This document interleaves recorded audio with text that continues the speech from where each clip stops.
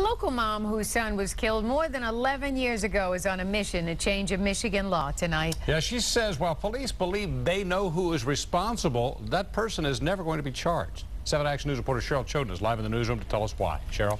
Well, Stephen, the suspect will never face charges because by the time the tip came in that could have solved the case, the statute of limitations for the crime had expired.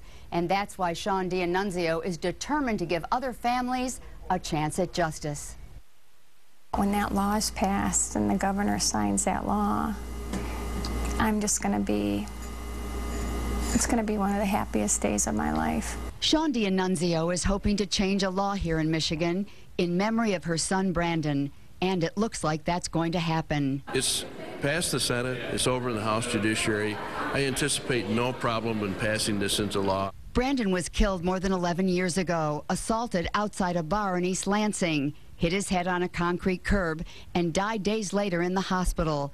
It was reported 2 young men and a woman were involved, but the case went cold until last year when police received a solid tip about who actually did it. There was just one problem. The statute of limitations on manslaughter, which police and prosecutors say this would have been, had expired. Sean was devastated then and still is. When I hear someone say that they've lost a child, I get kind of like a heartache for a split second, because I think, oh my goodness, they're living what I'm living, and that's not good. Through her heartache and pain, Sean became a mom on a mission to change the statute. Through tears, she testified before a Senate Judiciary Committee. The audio was recorded. Please call it Brandon D'Annunzio's law, and please allow other people to be able to have justice. Because the only justice I'm going to have is if you amend this. And the only way I'm going to be able to stay strong and live with feeling like I did something as a mother is if you amend this law, because I don't know what else to do. It was very hard for me. My mother had to come up and put her arms around me because she knew that it was very difficult for me.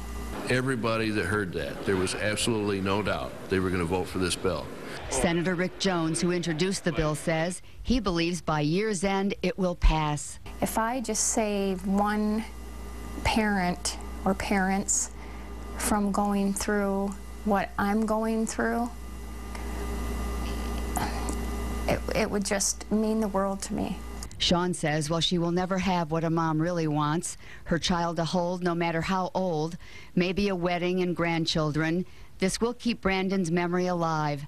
The change in the statute would be called the Brandon D'Annunzio Law. Whether I would have justice or I have closure with the law being passed, it still doesn't change the fact that he'll never be back.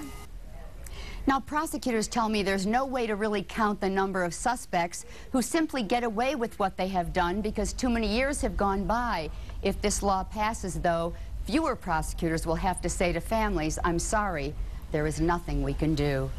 In the newsroom, I'm Cheryl Choden, 7 Action News. Yeah, Cheryl, if the law is passed, is manslaughter the only crime that's going to be affected by it? No, attached to this law, it would be manslaughter, kidnapping, and attempted murder. Some crimes like first-degree murder and rape, there is no statute.